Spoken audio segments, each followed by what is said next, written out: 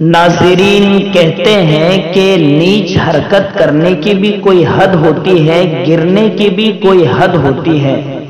लेकिन हमारे इंडिया के बाज नफरती चिंटू इस हद तक गिर गए हैं कि उसके बाद गिरने की कोई हद ही नहीं हो सकती है। जी हां नाज़रीन, इंडिया को कई मैचेस जिताने वाले विराट कोहली को निशाने पर ले लिया गया है और अफसोस के साथ मेरी जबान से ये अल्फाज मुझे निकालने पड़ रहे हैं कि विराट कोहली की 9 महीने की बच्ची को रेप की धमकी दी जा रही है।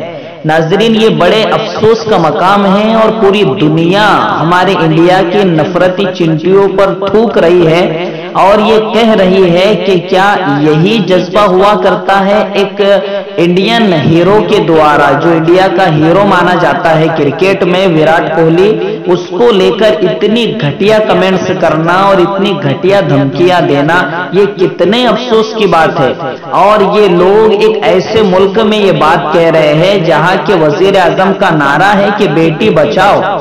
अब जब इतने बड़े आदमी की बेटी को ऐसी घटिया धमकी दी जा सकती है तो आम जनता की बेटियों के साथ क्या कुछ किया जा सकता है, ये भी सोचने वाली बात होती है।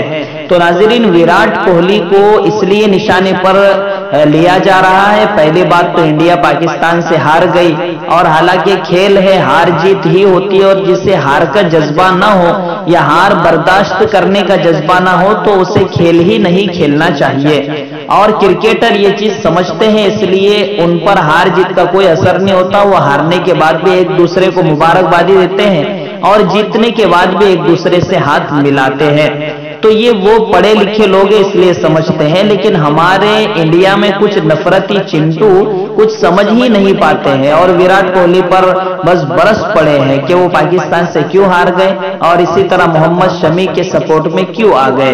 तो नाजरीन, ये बड़े अफसोस की बात है, इस पर हमारे वजीर आजम को जरूर बयान देना चाहिए। इतने बड़े क्रिकेटर के खिलाफ ऐसी बातें हो रही है और उस पर एक्शन लिया जाना चाहिए। ऐसे लोगों के ट्विटर अकाउंट्स ब्लॉक किए जाने चाहिए, इन्हें सलाखों के पीछे भेजा जाना चाहिए। उसके बाद ही पता चलेगा कि बेटी पढ़ाओ बेटी बचाओ का नारा सही है।